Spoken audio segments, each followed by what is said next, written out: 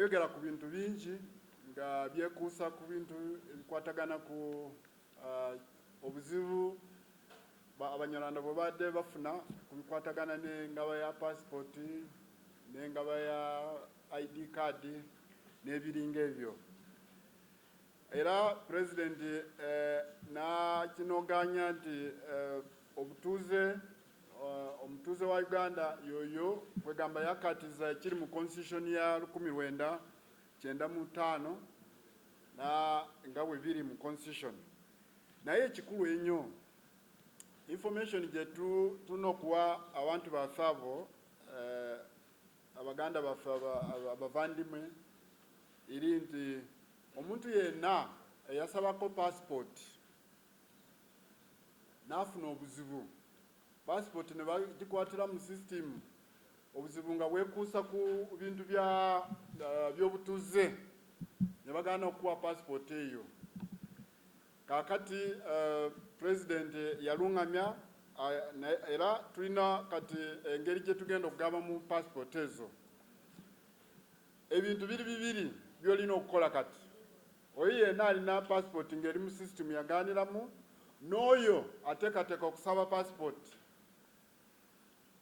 Genda wa LC1, tandikira wa LC1 ofune ebaluwa.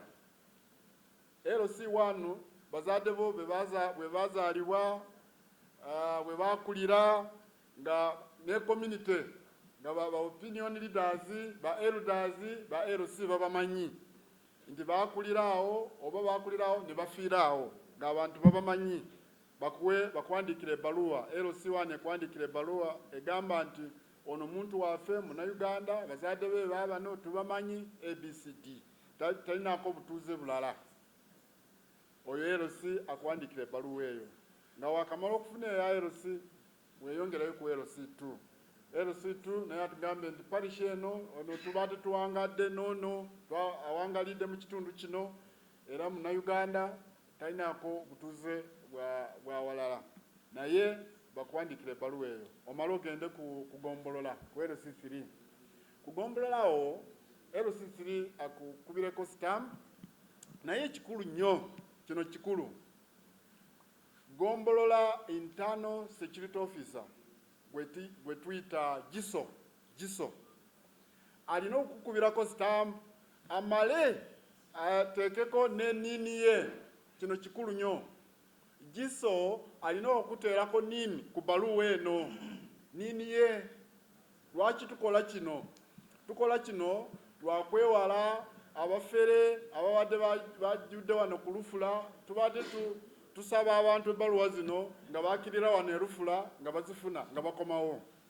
Kakati okugezaako okwetangira bino byonna ebyobufere bwa baluwa zino twetaagako NIN ya GISO gombolola internal security officer akubeko stamp asayiningeko ateekeko erinnya lye ateekeko ne NIN. Kubanga ffe tulina systems tulina mechanisms ezisobola okuverifyinga NIN eno ne tumanya nti eno ya gundi ne gundi. Togenda mu Lufula n'oteekayo ekibaluwa bye batera okukola wano mu Lufula. Lwansonga lwaki oyinza oba oli awo neweebuuza nti lwaki ate wasindise wa GISO lwaki GISO ateekako NIN. GISO abeera mu kitundu ate amanyi ebintu bingi mu kitundu amanyi information nyingi ajja kutuwa information ekwatako. Bwebeerawo obuzibu bwonna nga obukwatako ono tuba tukubira ono GISO n'atuwa information endala gye twetaaga. Naye kasita okola ekyo ojja kuba okola ki? Ojja kuba ofuna passport yo bulambalamba. Kati bw'omala okufuna ebaluwa zino zireete ku office ozireete mu office ya commissioner akola ku bintu bya passport. Ojja kutuuka awo ku ministry buuza office eya commissioner akola ku bintu bya passport. Mu lufuutifuuti tuba tumuyita Commissioner for Citizenship and Passport Management. Tugenda kuteekawo desk awo bwe tugenda okukuŋŋaanyira ebaluwa zino. Era olumala okukuŋŋaanya ebaluwa zino butereevu tugenda kutandika kukola ku passport ezo mpola mpola mujja kuba muli awo nga mulaba messages zibatukako okujja okunona passport zaabwe.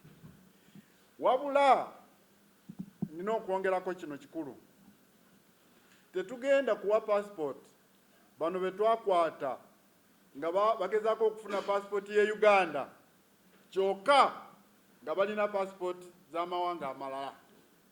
Tetugenda kubawa passport nga bagezaako okufuna ezaafe eno ate nga balina passport oba endagamuntu y'amawanga amalala. Abo tetugenda kukolagana nabo.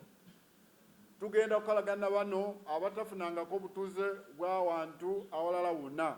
Era President yakikatiza nti ku bintu bya dual citizenship obutuuze bwa mirundi ebiri. President takkiriziganya na kino ekibadde mu constitution ekigamba nti omuntu yenna akkirizibwa okufuna dual citizenship ng'amaze okutuukiriza requirements. N'agamba obutuuze bw'emirundi ebiri obwa wano mu neighboring countries tebujja kukkirizibwa. Tojja kukkirizibwa okubeera Omukongo n'Omunayuganda, Omusudani ate Omunayuganda. Olina citizenship ya wano e Rwanda ate ne wano e Uganda. Ya wano e Kenya kana amawanga agatwetoolodde kano dual citizenship yayo teyakkiriziganya nayo.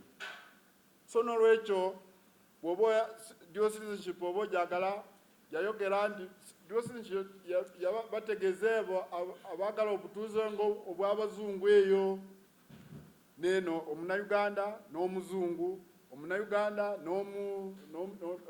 n'omu America ebyo bwe bityo. Naye siba wano mu neighboring Africa wano bano abatwetoolodde wano. Oli ne passport eye Congo okoze ebikolobero e Congo otusoze wano oyagala okufuna aya wano tejja kukkirizibwa.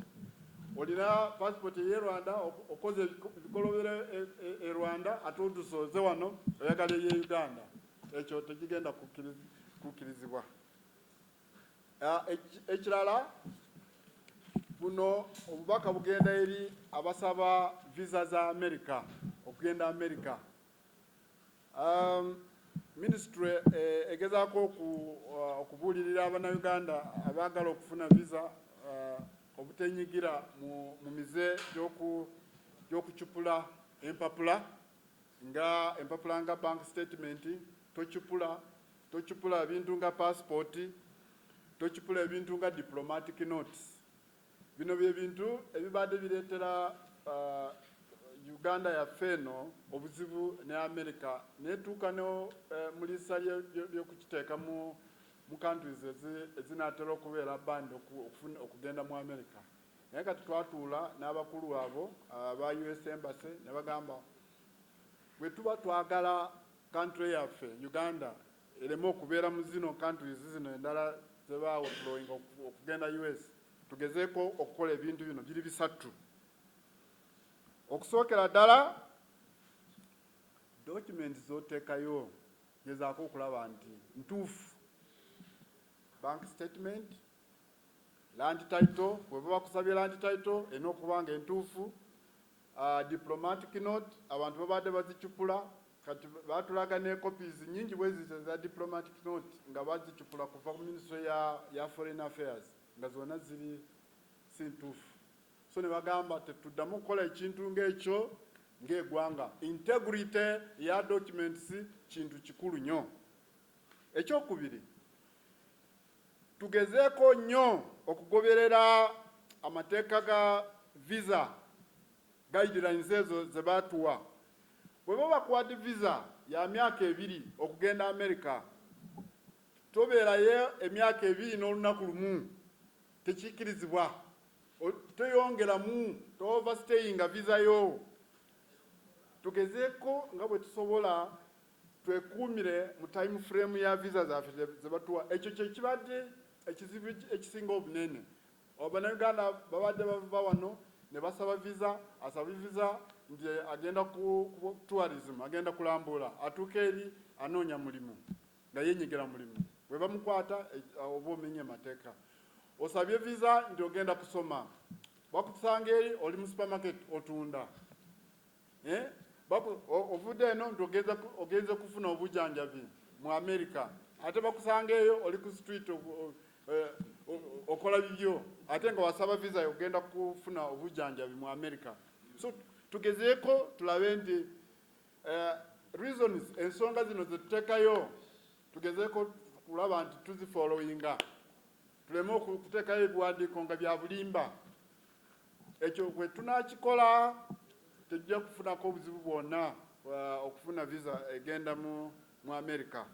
Waliwo n'abalala babadde befunyiridde omuze gw'okusaba visa bw'amala okuteekayo empapula ze n'asaba visa bw'afuna visa ate ne bakyusa peegi ya passport n'ateekako omuntu mulala n'akyusa n'amaanya n'akyusa ne details ezo babadde babikolerawo ku the Winton Road era waliwo abavubuka be bakwatakawo nga bo bali specialist mu kukyusa visa.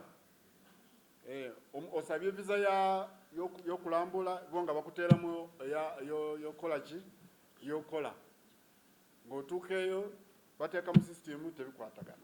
So tugezeeko nnyo okulaba nti tufollowinga guidelines zino nga US Embassy with tour. Ekirala weekend ewedde tufunye complaints nyingi kuva ku bannayuganda abawerera ddala 335. Abannayuganda bano babadde beemulugunya ku muvubuka omu gwe tuyita Simwe Christian nga nanyini company gye bayita Skypins Tours and Travel nti yabajjako passport zaabwe abamu n'abajjako ne national ID kwotadde ne ssente eziwerera ddala $1 billion